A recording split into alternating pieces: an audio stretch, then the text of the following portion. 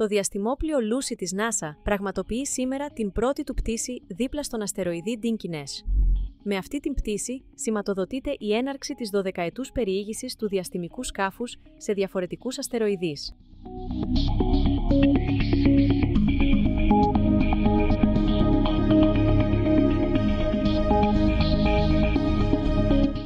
Το διαστημόπλοιο Lucy θα είναι το πρώτο που θα ερευνήσει τους Τρότζαν αστεροειδείς που ακολουθούν την τροχιά του Δία γύρω από τον ήλιο και πιστεύετε ότι είναι απομεινάρια του ηλιακού μας συστήματος, κατασκευασμένα από υλικό που έχει απομείνει από τη δημιουργία των πλανητών. Άρα, αυτοί οι αστεροειδείς είναι πιθανότατα ηλικίας τουλάχιστον 4,6 δισεκατομμυρίων ετών. Αυτό σημαίνει ότι η ανάλυση της σύνθεσής τους θα μπορούσε να μας δείξει ποια στοιχεία υπήρχαν όταν η Γη σχηματιζόταν. Το διαστημόπλοιο Lucy προετοιμαζόταν για την επίσκεψή του στο Dinkinesh από το Σεπτέμβριο. Ωστόσο, σήμερα 1 Νοεμβρίου είναι η πρώτη προσεκτική ματιά στον διαστημικό βράχο. Ακόμα και τα καλύτερα τηλεσκόπια δεν μπορούσαν να τον παρατηρήσουν μέχρι τώρα. Το διαστημόπλοιο Lucy εκτοξεύτηκε στις 16 Οκτωβρίου 2021 από το διαστημικό κέντρο Kennedy, στην Φλόριντα. Στη συνέχεια, το διαστημόπλοιο επέστρεψε στη Γη για μια βοήθεια βαρύτητας και εκτοξεύτηκε ξανά περίπου 480 εκατομμύρια χιλιόμετρα μακριά. Κατά τη σημερινή πτήση, το Lucy θα πλησιάσει αρκετά κοντά στον αστεροειδή Dinkinesh, φτάνοντας σε απόσταση 430 χιλιόμετρων από την επιφάνεια του διαστημικού βράχου.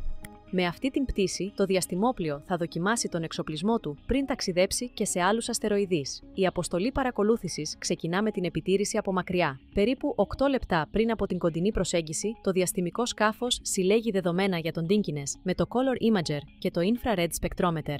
Μόλις πλησιάσει αρκετά στον αστεροειδή, θα αρχίσει να συλλέγει δεδομένα με την κάμερα υψηλής ανάλυσης και τη θερμική υπέρυθρη κάμερα. Το διαστημόπλοιο θα συνεχίσει να απεικονίζει τον Dinkinesh για τις επόμενες 4 ημέρες. Μετά από αυτή τη σημαντική δοκιμή των οργάνων, το διαστημικό σκάφος θα επιστρέψει στη Γη τον Δεκέμβριο του 2024. Η νέα όθηση θα το στείλει πίσω στην κύρια ζώνη αστεροειδών μεταξύ του Άρη και του Δία, οδηγώντας στη δεύτερη πτήση που έχει προγραμματιστεί για τις 20 Απριλίου 2025. Για τα επόμενα 10 χρόνια έχουν προγραμματιστεί πτήσεις του Lucy σε άλλους Τρότζαν αστεροειδείς με σκοπό την παρακολούθησή τους από κοντά. Η αποστολή Lucy της NASA συμβάλλει στην κατανόηση του κόσμου μας μέσω της εξερεύνησης και της μελέτης αστεροειδών. Οι πτήσεις τους στους αστεροειδείς θα προσφέρουν μια μοναδική ευκαιρία να μελετήσουμε τη σύνθεση, τη δομή και την ιστορία αυτών των αντικειμένων. Αυτή η πληροφορία μας θα μας βοηθήσει να κατανοήσουμε καλύτερα τη δημιουργία και εξέλιξη του ηλιακού μας συστήματος και δίνει ενδείξεις για τις συνθήκες που επικρατούσαν κατά τη δημιουργία του.